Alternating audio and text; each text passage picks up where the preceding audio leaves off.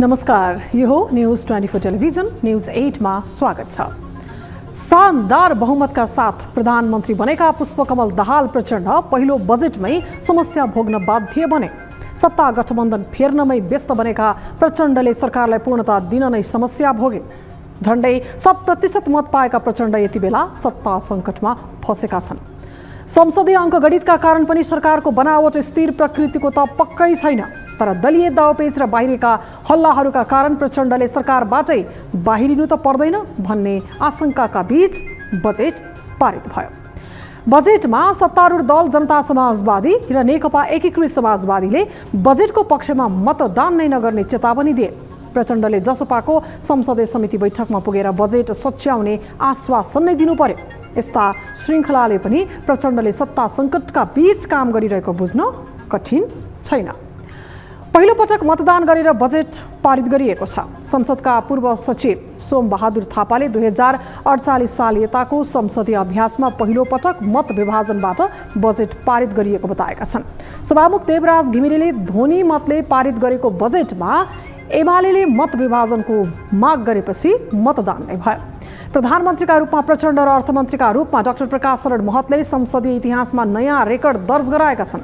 तर बजेटको बनावट र यसमा सीमित नेताको कब्जाले पनि तरङ्ग पैदा गरिदिएकै छ। बजेट पारित भए पनि सरकारको परीक्षा भने बल्ल सुरु भएको छ। बजेटमा देखिएको विरोध कार्यान्वयनमा नदेखियोस्। सरकारले इमान्दारिता गुमाएको भनिएको बजेट कार्यान्वयनमा पनि उस्तै आक्षेप आउने किसिमको नहोस्। मितव्ययिता र आर्थिक अनुशासनको पालना होस्। अब न्यूज 8 का हेडलाइन्स। आगामी आर्थिक वर्षका लागि सरकारको बजेट पारित, पक्षमा 147 मत र विपक्षमा मत 108। बजेट पारित गर्न 2048 सालपछि पहिलो पटक मतदान पारित भएको घोषणा गर्दछु।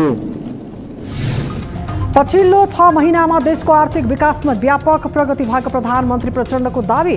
सबैजसो आर्थिक सूचकहरू सकारात्मक रहेकाले श्रीलङ्का जस्तो बन्ला भन्ने डर नराख्न आग्रह।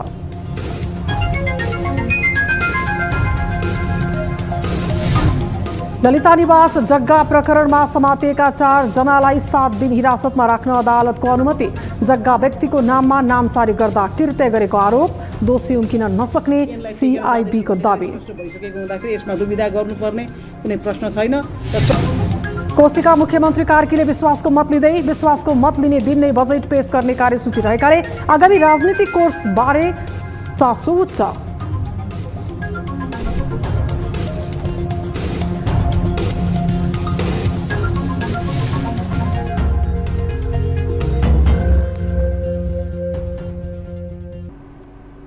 हामी निरन्तर न्यूजमा छौं। पुष्पकमल दाहाल प्रचण्ड नेतृत्वको सरकारले ल्याएको बजेटको पक्ष विपक्षमा को उभिए भन्ने विषय भन्दा पनि बजेटको विरोधमा उत्रिएका दल र सांसदहरू कसरी दलीय चक्रको प्रभावमा परे भन्ने विषय मुख्य बन्न पुगेको छ। संशोधन नभई बजेटको पक्षमा उभिन सकिन्न भन्ने दलहरू बजेटको पक्षमा उभिन पुगेका छन् भने विपक्षी दलहरूले एकपछि अर्को गर्दै संसद बैठक अवरोध गर्दै संसदमा उपस्थिति जनाउन खोजेका छन्। एक रिपोर्ट। सरकारले ल्याएको बजेट बहुमतका साथ पारित भएको छ। धर्मरमै रहेको बजेट अन्ततः बहुमतले पारित भएको हो। सत्तारूढ दलका सांसदहरूले नै बजेटको विपक्षमा उभिने चेतावनी दिइरहेका बेला फेरि प्रधानमन्त्री प्रचण्डको आश्वासनपछि दलहरू एकमत भएका हुन्। प्रचण्डले जसपा संसदीय दलको बैठकमै पुगेर बजेटमा देखिएको समस्या समाधान गर्ने आश्वासन नै दिएपछि जसपा बल्ल पक्षमा मतदान गर्ने निर्णयमा पुगेको थियो। जसपा र नेकपा एकीकृत समाजवादी बजेटको पक्षमा उभिए पनि जनमत पार्टीले भने बजेटको विपक्षमा मत दिएको छ। एमाले, राष्ट्रिय स्वतन्त्र पार्टी, राष्ट्रिय प्रजातन्त्र पार्टी, जनमत पार्टी र नेपाल मजदुर किसान पार्टीले बजेटको विपक्षमा मतदान गरेका हुन्। कांग्रेस, माओवादी केन्द्र, जनता समाजवादी पार्टी, नेकपा एकीकृत समाजवादी, लोकतान्त्रिक समाजवादी पार्टी, नागरिक उन्मुक्ति पार्टी लगायतले बजेटको पक्षमा मतदान गरेका छन्। बजेट असन्तुलित र शीर्ष नेता केन्द्रित भएको भन्दै विरोध भएपछि बजेटको संशय थप बलियो बनेको थियो। तर अन्ततः सत्ता नै परिवर्तन हुने डर र फेरि एमालेको हातमा सत्ता जाने शंकापछि भने बजेट संशोधनको विषय ओझेलमा परेको छ। तर प्रधानमन्त्रीले दिएको आश्वासनले काम गर्ला, यस्ता प्रश्नहरू अनुत्तरित नै बनेका छन्। समाजवादी मोर्चामा समेत रहेकाले जसपा र नेकपा एसले नैतिक रूपमा नै बजेटको पक्षमा उभिनुपर्ने बाध्यता छ। आफ्नो कारण प्रचण्डले सरकार छाड्नु परेकोमा त्यसले सकारात्मक सन्देश नजाने बुझेका जसपा र नेकपा एसले आफ्नो मागहरूलाई राजनीतिक बनाउन सके त भन्ने अर्को गम्भीर प्रश्न समेत उठ्ने खतरा पनि उत्तिकै छ। बजेट पारितमै पहिलो पटक मतदान भएपछि यसले संसदीय प्रणालीमा नयाँ नजिर थपेको समेत बताइन्छ। संसदका पूर्व सचिव सोम बहादुर थापाले 2048 साल यताको संसदीय अभ्यासमा पहिलो पटक मत विभाजनबाट बजेट पारित गरिएको बताएका छन्। थापाका अनुसार 2048 पछि पहिलो पटक मतदानबाट बजेट पारित भएको छ। संसदमा बजेटको पक्ष विपक्षका कारण पनि सीके राउत नेतृत्वको जनमत पार्टी अब सत्ताबाट एक्लिने खतरा पनि तीव्र बनेको छ। न्युज 24 टेलिभिजनका लागि राजनैतिक ब्युरो। आगामी आर्थिक वर्ष 2080-81 को बजेट प्रतिनिधि सभाबाट बहुमतले पारित भएको छ। प्रमुख प्रतिपक्षी दल एमाले मत विभाजनको माग गरेपछि मत विभाजन मार्फत बजेट पारित भएको हो। 2048 सालपछि बजेटमाथि प्रतिनिधि सभामा पहिलो पटक मतदान भएको हो। बजेटको पक्षमा 147 र विपक्षमा 108 मत परेको थियो। एक रिपोर्ट। बुधबार अर्थमन्त्री डाक्टर प्रकाश महतले विनियोजन विधेयकमाथि उठेका प्रश्नको जवाफ दिए पश्चात सभामुख देवराज घिमिरेले बजेट ध्वनि मतको आधारमा बहुमतले पारित भएको घोषणा गरे। यो प्रस्तावको पक्षमा हुने मान्य सदस्यहरूले हुन्छ भन्नुहोस्, यसको विपक्षमा हुने मान्य सदस्यहरूले हुन्न भन्नुहोस्। हुन्छ भन्ने पक्षका मान्य सदस्यहरूको बहुमत भएकोले विनियोजन विधेयक 2080 बहुमतले पारित भएको घोषणा गर्दछु। तर एमाले सांसद महेश पर्तौलाले विपक्षमा रहेका सांसद धेरै रहेको दावी गर्दै मत विभाजनको माग गरे। उनले प्रतिनिधि सभा बजेट पारितको पक्षमा रहेको भन्दा हुन्न भन्ने पक्ष अर्थात् बजेट पारितको विपक्षमा रहेका सांसदको संख्या बढी छ भन्ने आफूहरूलाई लागेको भन्दै मत विभाजनको माग गरेका हुन्। हुन्न भन्ने प्रस्तावको हुन्न भन्ने पक्षमा अत्याधिक मत रहेको हामीलाई त्यो आभास भएको थियो। तर सम्माननीय सभामुख महोदयको घोषणाबाट प्रस्तावको हुन्छ भन्ने तर्फ बहुमत रहेकोमा भनेर निर्णय घोषणा गरियो सम्माननीय सभामुख महोदय। त्यसकारण यो घोषणाप्रति असहमति जाहेर गर्दै हाम्रो प्रतिनिधि सभाको नियमावलीको नियम 29 बमोजिम मत विभाजनको माग गर्दछु। प्रमुख प्रतिपक्षी दल एमाले मत विभाजनको माग गरेपछि बजेट पारितको लागि मतदानको प्रक्रिया अघि बढाइएको थियो। मतदानबाट आगामी वर्षको बजेट पारित पक्षमा 147 र विपक्षमा 108 जनाको मत प्राप्त भयो र 2080 को विनियोजन विधेयक बहुमतले पारित भयो। विनियोजन विधेयक 2080 लाई पारित गरियोस् भन्ने प्रस्तावको पक्षमा 147 मत परेको र उक्त संख्या प्रतिनिधि सभाको बहुमत भएकोले विनियोजन विधेयक 2080 लाई पारित गरियोस् भन्ने प्रस्ताव बहुमतले पारित भएको घोषणा गर्दछु। बजेट पारित गर्नका लागि सरकारको नेतृत्व गरिरहेको माओवादी केन्द्र, सत्तारूढ दल कांग्रेस, जनता समाजवादी पार्टी, एकीकृत समाजवादी पार्टीले सांसदहरूलाई व्हिप लगाएका थिए। एमाले, राष्ट्रिय स्वतन्त्र पार्टी लगायतले बजेट पारितको विपक्षमा मत दिएका थिए। संसदमा सांसदहरूले राखेका खर्च कटौतीका 26 वटा प्रस्ताव बहुमतले अस्वीकृत भएका छन्। प्रतिनिधि सभाबाट बजेट पारित भएसँगै राष्ट्रिय सभामा बजेटमाथि छलफल हुने कार्यसूची रहेको छ। न्युज 24 टेलिभिजनका लागि टिभी जर्नलिस्ट सुस्मिता बानिया, काठमाडौँ। बहुचर्चित ललिता निवास जग्गा प्रकरणमा झण्डै 1.5 वर्ष लामो अनुसन्धानपछि केन्द्रीय अनुसन्धान ब्युरोले भिआइपीहरूमाथि एक्सन सुरु गरेपछि राजनीतिक वृत्तमा खैला बैला मचिएको छ। राजनीतिक दबावका कारण पटक पटकको प्रयास असफल भएपछि नयाँ सिराबाट अनुसन्धान सुरु गरेको सिआइबीले चालेको कदमको चौतर्फी प्रशंसा पनि भइरहेको छ। यसैबीच मुलुकी अपराध संहिता 2074 अनुसार लिखित कृत्य सम्बन्धी कसुरमा हद म्याद गुज्रिएकाले मुद्दा अगाडि बढ्न नसक्ने चर्चा भएपछि कतै आरोपीहरूले पुनः छुटकारा पाउने हुन् कि भन्ने आशंका जन्मिरहेका बेला सिआइबीले यसलाई नयाँ ढङ्गले अघि बढाउने योजना बनाएको छ। एक रिपोर्ट। केन्द्रीय अनुसन्धान ब्युरोले व्यवसायी मीनबहादुर गुरुङ र निर्वाचन आयोगका पूर्व आयुक्त सुधीर विक्रम शाह सहित 4 जनालाई पक्राउ गरेपछि बालुवाटारको ललिता निवास प्रकरण पुनः सतहमा आएको छ। 2058 सालमै अख्तियारमा मुद्दा दर्ता भएको यस प्रकरणमा पूर्व प्रधानमन्त्रीदेखि अन्य हाई प्रोफाइलको समेत संलग्नता खुल्दै गएपछि अनुसन्धान प्रक्रिया अगाडि बढ्न सकिरहेको थिएन। तर केही समयदेखि बन्द भएको ललिता निवास सम्बन्धी फाइल मंगलबार एकाएक सिआइबीले पल्टायो। राजनीतिक दबावका कारण पटक पटकको प्रयास असफल भएपछि नयाँ सिराबाट अनुसन्धान थालेको सिआइबीले ललिता निवासमा रहेको 143 रोपनी जग्गा 2047 सालपछि राणालाई फिर्ता गरेको भन्दै चरणबद्ध रूपमा नक्कली मोही र गुठी खडा गरेको तथ्य दाबी गरेको छ, जसमा सरकारी कर्मचारीदेखि नेता हुँदै ठूला व्यापारिक घरानाका व्यक्तिहरू समेत संलग्न भएको खुलासा गरेको छ। बुधबार पत्रकार सम्मेलन गर्दै केन्द्रीय अनुसन्धान ब्युरोले पहिलो चरणमा 112 रोपनी र दोस्रो चरणमा 31 रोपनी गरी 2 चरणमा उक्त जग्गा व्यक्तिको नाममा नामसारी गरेको अनुसन्धानबाट खुलेको जनाएको छ। जसमध्ये मंगलबार पक्राउ परेका भाटभटेनी सुपरमार्केटका सञ्चालक गुरुङले आफू, आफ्नो परिवार र आफू अध्यक्ष रहेको भाटभटेनी डेभलपमेन्ट कम्पनी प्राली समेतको नाममा 29 रोपनी 15 आना 3 पैसा 1 दाम जग्गा कायम गरेको जनाएको छ। त्यस्तै पूर्व निर्वाचन आयुक्त शाहले भक्तपुर मालपोत कार्यालयमा अधिकृत रहँदा आफ्नी श्रीमती उर्मिला शाहको नाममा 5 रोपनी 2 पैसा 2 दाम जग्गा प्राप्त गरेको विवरण सिआइबीले सार्वजनिक गरेको छ। पहिलो लेभलमा जुन 112 रोपनी जग्गा हिनामिनाको पार्ट थियो, त्यो 112 रोपनी हिनामिनाको पार्टमा उहाँहरूको रोल छ। त्यहाँ कसैले नगद प्राप्त भएको छ, कसैले आफ्नो आफन्तको नाममा सम्पत्तिहरू प्राप्त गरेको अवस्था छ। र अर्को एकजनाको हकमा 2टा मुद्दामा त्यो पुरानो जग्गामा पनि केही उहाँहरूले आफ्नो बेनिफिट लिनुभएको छ र पछिल्लो अवस्थामा त्यो अर्को जहाँनिर गएर विस्तारको नाममा आएको मोहीको नाममा गएको जग्गा छ, ती सबै जग्गाहरू लगभग उसको नाममा छ। वर्षौंदेखि चर्चामा रहेको ललिता निवास प्रकरणमा ढिलै गरी भए पनि सिआइबीले एक्सन लिएपछि राजनीतिक वृत्तमा भने मुद्दाको हदम्यादलाई लिएर विवाद सुरु भएको छ। मुलुकी अपराध संहिता 2074 को कृत्य सम्बन्धी कसुरमा लिखित कृत्य गरेको थाहा पाएको मितिले 2 वर्षभित्र अभियोजन गरिसक्नुपर्ने व्यवस्था रहेको छ। सोही व्यवस्था अनुसार मुद्दा अगाडि बढे हदम्यादको कारण देखाउँदै आरोपीले सहजै छुटकारा पाउनेछन्। तर सिआइबीले भने उक्त विषय मुलुकी अपराध संहिता लागू हुनु अगावैको भएकोले पुरानै कानून अनुसार मुद्दा चलाउँदा हदम्याद नलाग्ने दाबी गरेको छ। केन्द्रीय अनुसन्धान ब्युरो प्रमुख प्रहरी अतिरिक्त महानिरीक्षक एआइजी किरण बज्राचार्यले मुलुकी ऐन 2020 अनुसार सरकारी लिखित कृत्यमा हदम्यादको व्यवस्था नभएकोले यस प्रकरणमा हदम्याद लागू नहुने बताइन्। मुद्दा दर्ता नगर्ने प्रश्न नै आउँदा मुद्दा दर्ता हुन्छ, अगाडि बढ्छ र यसमा हदम्यादको सन्दर्भमा अघि भर्खरै पनि यसको कुन हामीले कुन ऐनलाई टेकेर जाँदैछौँ भन्ने कुरा स्पष्ट भइसकेको हुँदाखेरि यसमा दुविधा गर्नुपर्ने कुनै प्रश्न छैन र चलखेलको हकमा सानोभन्दा सानो मुद्दामा चलखेल गर्ने पक्षहरू रहन्छ नै।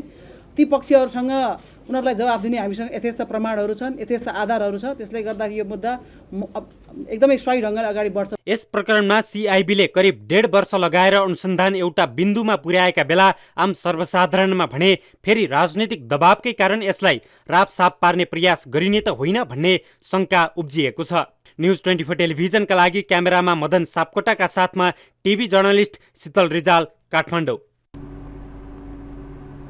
प्रतिनिधि सभामा सत्ता र प्रतिपक्ष बीचको जुहारी रोचक र पेचिलो बन्ने गरेको छ। सत्ता पक्षले ल्याउने हरेक निर्णयमा विपक्षले विरोध दर्ज गर्नु संसदीय मान्यताको सुन्दर पक्ष नै हो। तर प्रतिपक्ष दलले सामान्य अवरोध गर्दा पनि सभामुखले बैठक नै स्थगित गर्ने गरिन्छ। संसदमा उठेका प्रश्न र लगाइएका आरोपमाथि अदालतमा मुद्दा लाग्दैन। यसकारण पनि सदनमा विभिन्न विषयमा प्रश्न उठाइन्छ। तर संसदमा सभामुखको भूमिका दलीय प्रभावमा पो परेको हो कि भन्ने आशंका उत्पन्न हुने गरी कार्य सम्पादन हुँदा भने यसबारे विभिन्न कोणबाट बहस सुरु भएको छ। एक रिपोर्ट। तत्कालीन एमाले माओवादी केन्द्र सहितको सत्ता गठबन्धनको सत्ता साझेदारी अनुसार सभामुख एमालेको भागमा पर्यो। त्यसपछि सभामुखमा आए देवराज घिमिरे। देवराज घिमिरे उनै नेता हुन् जसलाई महाकाली सन्धिका लागि सम्झिने गरिन्छ। यद्यपि उनले महाकालीमा आफूलाई जोडेर हेर्ने प्रवृत्तिमाथि नै असन्तुष्टि जनाउने गरेका छन्। सभामुख निर्वाचित भएपछि घिमिरेमाथि दलीय प्रभावको धङधङी रहेको आरोप सत्ता पक्षले लगाउने गरेको छ। एमाले अध्यक्ष केपी ओलीलाई संसदमा लामो समय बोल्न दिएपछि संसदमै घिमिरेप्रति कटाक्ष भएको थियो। सभामुख महोदय, प्रतिपक्षी दलको नेताले बोल्दाखेरि मेरो घडीमा हेरेको थिएँ 2:49 भएको थियो। अब 2 मिनट मात्रै बाँकी छ, 2 घन्टा बोल्नुभएको छ उहाँले। 1 घन्टा 58 मिनट बोल्नुभएको छ। अर्थमन्त्रीजीले अस्ति बजेट वक्तव्य दिँदा जति टाइम दिनुभयो त्यो मतलब बोलिसक्नुभयो।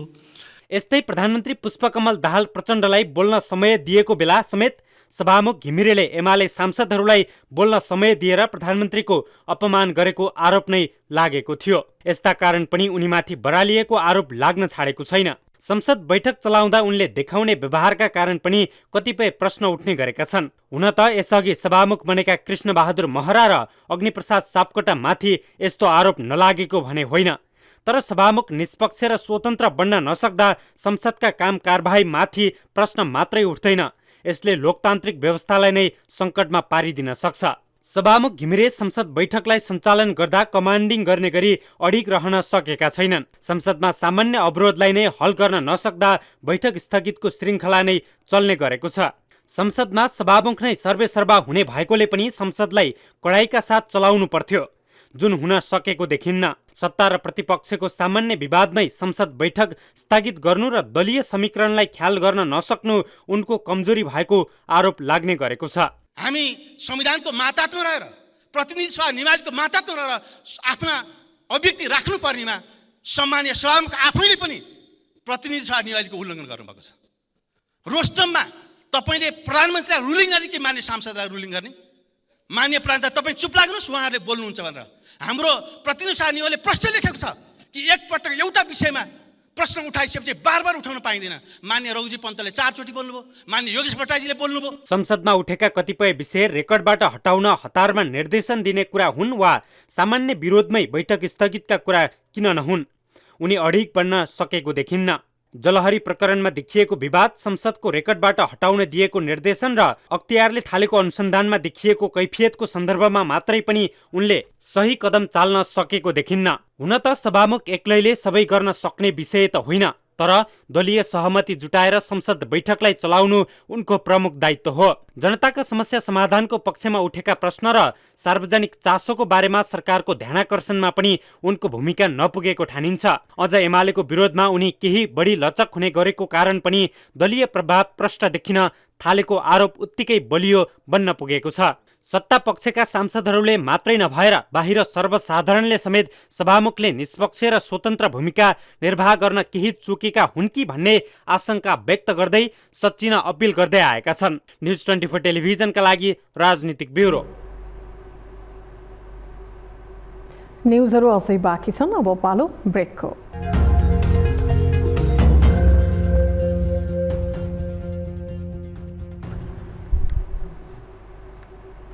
हामी निरन्तर न्युजमा छौँ, अब बाँकी न्युज। प्रधानमन्त्री पुष्पकमल दाहाल प्रचण्डले आफूले सरकारको नेतृत्व गरेको 6 महिनामा देशको आर्थिक विकासमा व्यापक प्रगति भएको दावी गरेका छन्। आफूले सरकारको नेतृत्व गरेको पहिलो 6 महिनाको अवधिमा रासायनिक मल अभावको श्रृङ्खला सकिएको र भौतिक पूर्वाधार विकासमा पनि उल्लेख्य प्रगति भएको उनको भनाइ छ। एक रिपोर्ट। आगामी आर्थिक वर्ष 2080-81 को बजेटमाथि उठेका प्रश्नहरूको जवाफ दिँदै प्रधानमन्त्री पुष्पकमल दाहाल प्रचण्डले मुलुकको अर्थतन्त्र जागरुक भएको बताएका छन्। मुलुक श्रीलङ्का जस्तै आर्थिक सङ्कटमा जाने भाष्य स्थापित भएको बेला आफूले यो देशको नेतृत्व लिँदा निराशा मात्रै भएको, तर अब अर्थतन्त्रका महत्त्वपूर्ण सूचकहरू सकारात्मक बन्दै गएको उनको भनाइ छ। अर्थतन्त्रमा आएको सुधार सरकारको मात्रै उपलब्धि नभएर पुरै राष्ट्रको उपलब्धि भएको प्रधानमन्त्री दाहालको भनाइ छ। रोस्ट्रममा उभिएर आफ्नो नेतृत्वको सरकार गठन भएको 6 महिना पूरा भएको भन्दै सरकारको समीक्षाको रूपमा उनले गरेका प्रमुख 5 दावीहरू यस्ता छन्। 1.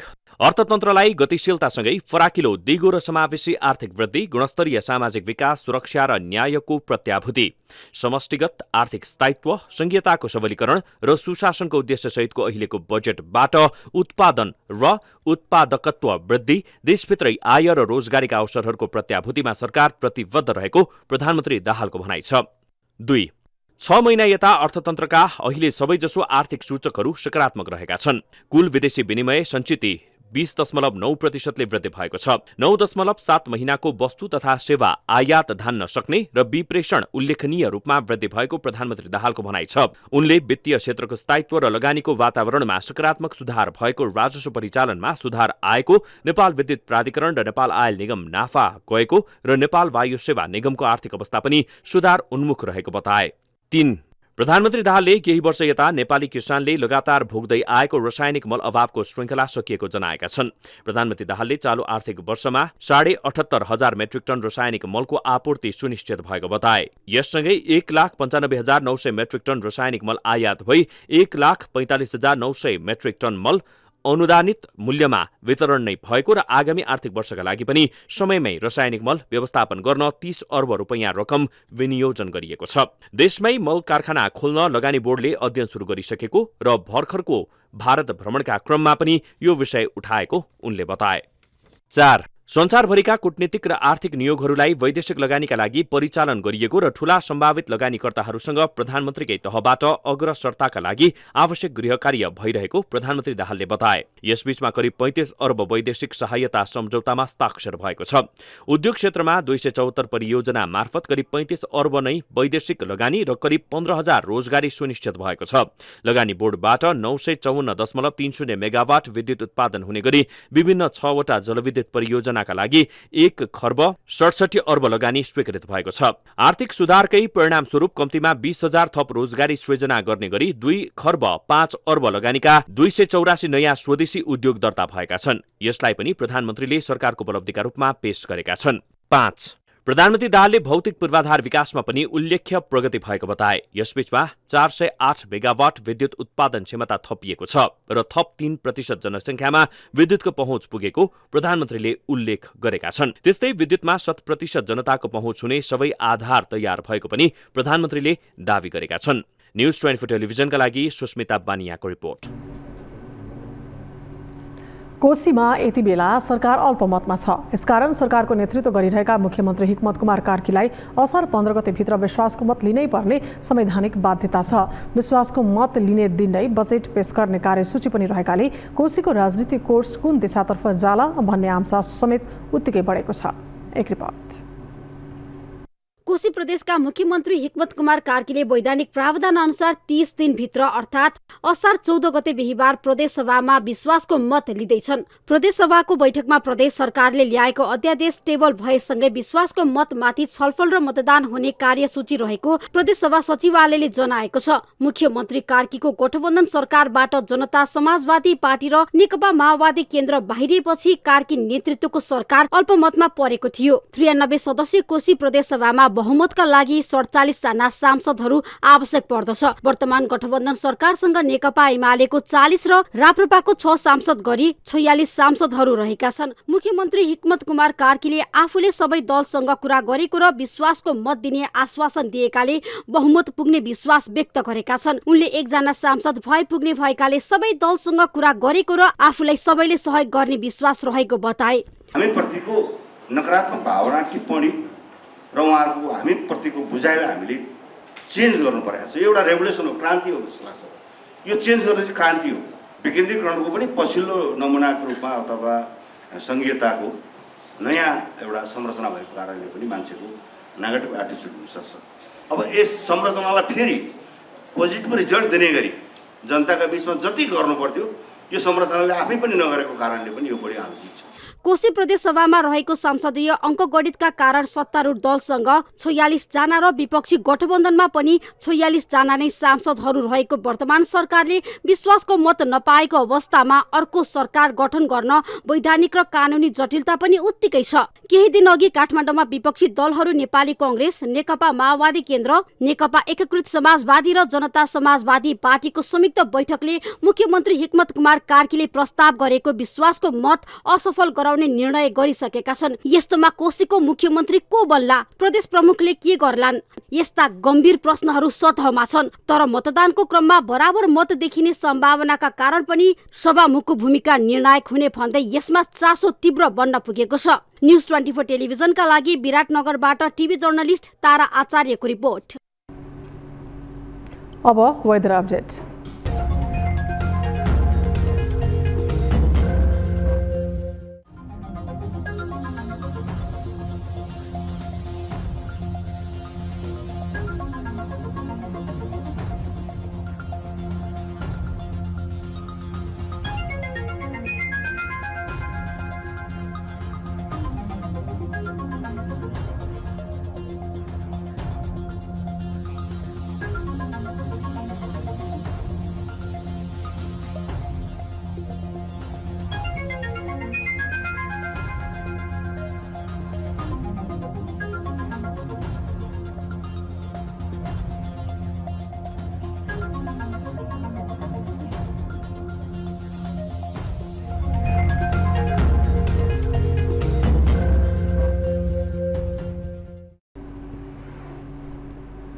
अब न्युज 8 को अन्त्यमा पुनः हेडलाइन्स। आगामी आर्थिक वर्षका लागि सरकारको बजेट पारित, पक्षमा 147 मत र विपक्षमा 108 मत। बजेट पारित गर्न 2048 सालपछि पहिलो पटक मतदान। पारित गरियोस् भन्ने प्रस्ताव बहुमतले पारित भएको घोषणा गर्दछु। पछिल्लो 6 महिनामा देशको आर्थिक विकासमा व्यापक प्रगति भएको प्रधानमन्त्री प्रचण्डको दावी। सबैजसो आर्थिक सूचकहरू सकारात्मक रहेकाले श्रीलङ्का जस्तो बल्ला भन्ने डर नराख्न आग्रह।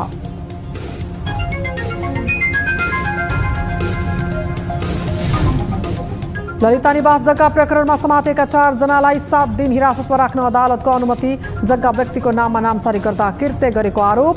दोषी उम्किन नसक्ने सिआइबीको दावी। जाँदैछु भन्ने कुरा स्पष्ट भइसकेको हुँदाखेरि यसमा दुविधा गर्नुपर्ने कुनै प्रश्न छैन। कोशीका मुख्यमन्त्री कार्कीले विश्वासको मत लिँदै विश्वासको मत लिने दिन नै बजेट पेश गर्ने कार्यसूची रहेकाले आगामी राजनीतिक कोर्सबारे चासो उच्च।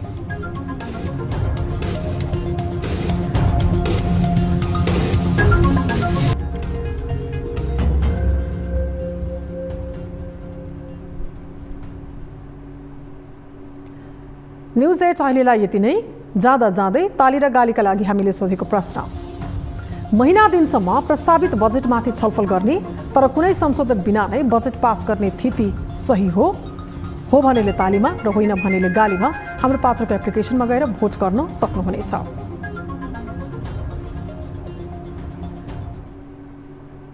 थप न्युजका लागि हाम्रो वेबसाइट www.news24nepal.com हेर्नुहोला। साथै हामीलाई फेसबुक, ट्विटर र युट्युबमा पनि फलो गर्न सक्नुहुनेछ। यस्तै मोबाइल, भाइबर र इमेलबाट 24 हेल्प डेस्कमा कुनै समस्या र गुनासो छन् भने सम्पर्क गर्न सक्नुहुनेछ। अहिलेलाई बिदा दिनुहोस्। हामी निरन्तर न्युजमा छौँ। नमस्ते।